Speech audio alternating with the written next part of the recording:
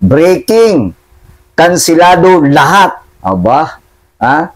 Binawi ng Philippine Contractors Accreditation Board or PCAB ang lisensya ng siyam na kumpanya na pagmamay-ari o kontrolado ni Sara Diskaya. Ayan.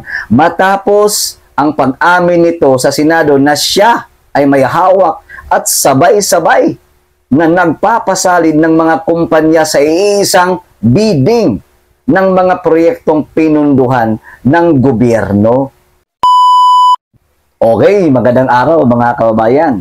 Pag-uusapan lang natin itong mainit-init pa na balita patungkol dito sa flood control projects na involved itong mga kontraktor o kontratistang gumagawa ng mga ghost projects.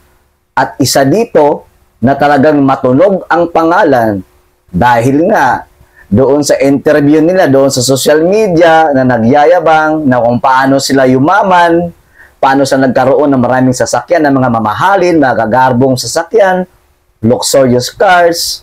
Etong si Sara Diskaya mga kababayan, pagkatapos noong Senate hearing na kung saan inamin niya doon na meron silang 28 mga luxurious cars ayon doon mismo sa katanungan ni Senator Jinggoy Estrada patungkol nga doon sa mamahaling mga sasakyan.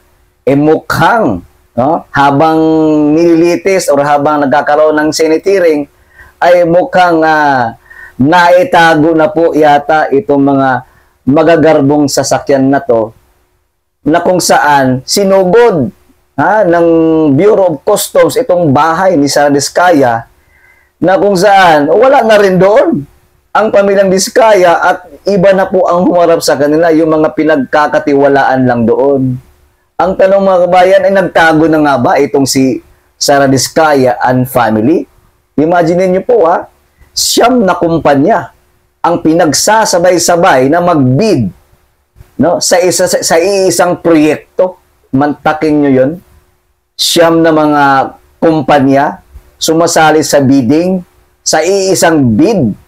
Pambihira. Tapos sasabihin pa ni Sara Diskaya mga kababayan natin na wala daw siyang kilala sa loob ng DPWH.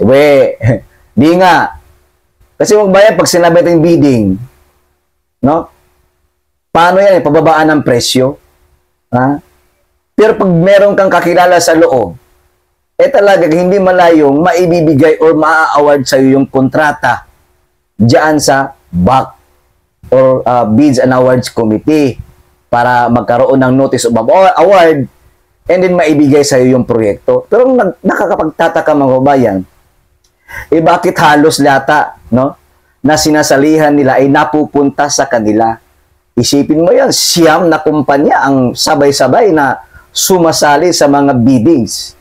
O matapos po nitong Senate hearing, sinugod ng Bureau of Customs itong tinitirhan ng pamilyang Diskaya mga kabayan at nako po, nakakagimbal, nakakagulat, wala na pong tao doon at yung mga sasakyan na talagang hinahanap ng Bureau of Customs kasi nga ayon doon sa inamin ni Sara Diskaya mga kabayan ay meron siyang 28 na mga luxurious cars based doon sa katanungan ni Senator Jinggoy Estrada. Pero ang hinahanap lamang nitong taga Bucor ay yung 12 luxurious cars na kung saan wala doon sa kanilang master list. Kung baga, may duda na po itong Bucor na kung baga sa sinabi ni Sara Diskaya ay dito niya sa Pinas binili sa car dealer. Pero ayon doon sa Bucor, wala po sa listahan nila yung mga ganun mga sasakyan. Kaya, ang nabigyan lamang ng search warrant ay itong 12. Subalit, ang nakita nila doon mga kabayan, mukhang naka-eskapo na po at 2 na lang yata yung naabutan nila doon. O ayon mismo kay Senator Jinggoy Estrada, hindi lang po 28 o hindi 40 base doon sa social media interview ni Sara Diskaya doon sa isang kilalang anchor or journalist or broadcaster na kilala natin, no?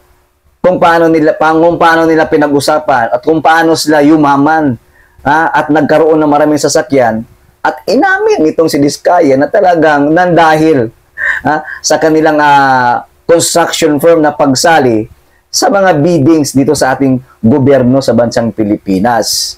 O eto na nga ang kakagulat mga kabayan, ay akalain mo, bukod sa 40, ayon doon sa social media na pinag-uusapan ng mga luxurious cars, abay meron pang itinatago at meron pa palang pasabog si Jingo Estrada na 80 lahat ang mga sasakyan nitong si Sara Diskaya and family. Grabe mo babayan, no? Ang tanong lang dyan, kasi kung walang karabatang papeles yan at walang insaktong pagbabayad ng buwis patungkol dyan sa mga luxurious cars na yan, mayroong papanagutan po yan. May pananagutan po talaga yan sa gobyerno natin. Kasi, bibili ka ng mamahalin na mga sasakyan, wala naman palang karampatang insaktong bayad or taxes. O ngayon mga kabayan, panoorin natin ito po ay kuha na video doon mismo sa pagpunta nitong taga-Biuco, no? O pagsugod nila doon sa bahay ni Sara Diskaya mga kabayan. O eto po yun, panoorin po natin. Po, ang sinasabi ni Senator Estrada po, Attorney Jingo Estrada, nasa 4 na po yung luxury vehicles po ng mga Diskaya. Bakit 12 lamang ang target ng operasyon na kahapon? Pa man po nagkaroon ng Senate hearing, meron na po tayong kinonduct na mga surveillance activity, no? At para po makapag-apply ng search warrant, ito pong 12 sasakyan na atin pong na-identify, ito lang po yung nilalaman ng ating preliminary investigation na hindi po natin nakita sa sistema ng DOC.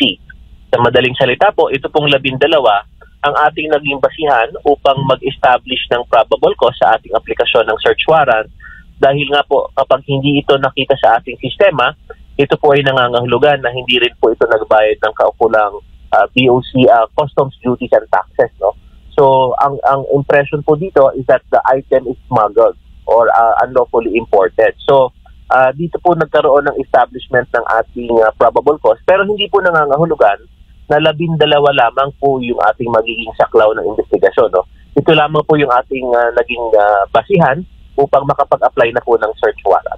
Ilan po ba ang covered na? 12. Sa ulat kasi sa social media, di ba, ang inaamin nila para 40, di ba? So kaya lang, ang sa search warrant kasi kailangan fully identified with the details. So 12 din yung identify natin. Ngayon, kung may makikita tayong iba sa loob, plain view doctrine naman yan, pwede na nating isama yun, no? Ngayon, kung meron naman dyan mga nakatakas na o nailabas na, ano rin naman yan sa dulo nito makikita rin naman natin yan dahil ititimbre na natin kagad sa Highway Patrol Group. Eventually, masusukol din naman natin yan. Kaya ko ako sa pamilya ng Diskaya bilang advice para maipakita nila yung good faith. Dali nila rito hanggang bukas siguro, ipakita nila sa atin yung mga papel upang magkaroon sila ng pagkakataon na mabayaran ng tama. Kung talaga naman binili nila ito ng tama, ano? Ngayon kung binili naman nila ito sa isang dealer or broker at may pagkakamali, doon kami pupunta. Pero dahil dyan at wala silang naabutan, yung iba, nakitago na yung mga sasakyan, kakapasok lang po na balita.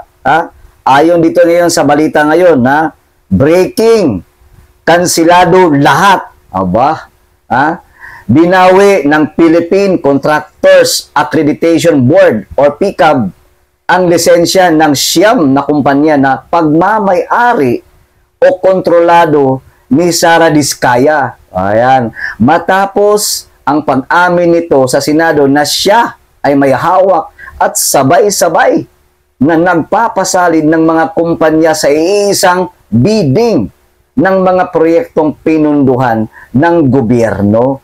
Aba, karma na yata ito. Batay sa resolusyon ng PCAB, ang mga lisensya ng sumusunod na korporasyon ay agad na binawi. Ito na. Ito yung St. Gerard Construction and General Contractor and Development Corporation. Pangalawa, Alpha and Omega General Contractor and Development Corporation. Pangatlo, St. Timothy Construction Corporation. Pang-apat, Amethyst Horizon Builders and General Contractors and Development. Pang-lima, St. Matthew General Contractor and Development. Pang-anim, Great Pacific Builders and General Contractor Incorporated. Pang-pito, YPR General Contractor and Construction Supply Incorporated. Pang-walo, Waymaker OPC. At pang-siyam, Elite General Contractor and Development Corporation. Dinadawit ang mga kumpanyang ito. Imaginin mo yun, siyam. Mantakin mo yun. Grabing pera talagang nakuha nila dito sa ating gobyernong Bongbong Marcos ngayon. Dinadawit ang mga kumpanyang ito sa collusion at ghost projects na iniimbestigahan ng Senado. Yan. Kasama rin sa resolusyon ang direktiba na ipasa ang usapin sa NBI at DOJ para sa posibleng kasong kriminal. Grabe mga kababayan. Yumaman ang isang tao dahil lamang sa isang korupsyon sa ating bansang Pilipinas, sa gobyernong ito, na kung saan limpak-limpak na salapi ang kanilang naipupuslit, nailuklok sa kanilang bulsa. At ang taong bayan naman ang nagsasuffer. At talagang maraming namatay diyan sa baha, dahil sa pagbagyo, maraming proyektong nakuha sa gobyerno na kung saan may ghost projects. Kaya nga iniimbestigahan ito ngayon kasi nga klarong-klaro. Sila naman nagmayabang, di ba? Doon sa social media interview. Ngayon, iniimbestigahan na, tatakas-takas na. Hanggang dito na lang mga kabayan. Aantabayanan po natin yung mga balita pa patungkol dito. Kasi sa lahat po ng mga contractors, sila ang may pinakamainit na pangalan. Hanggang dito na lamang. Maraming salamat and God bless us all. Bye!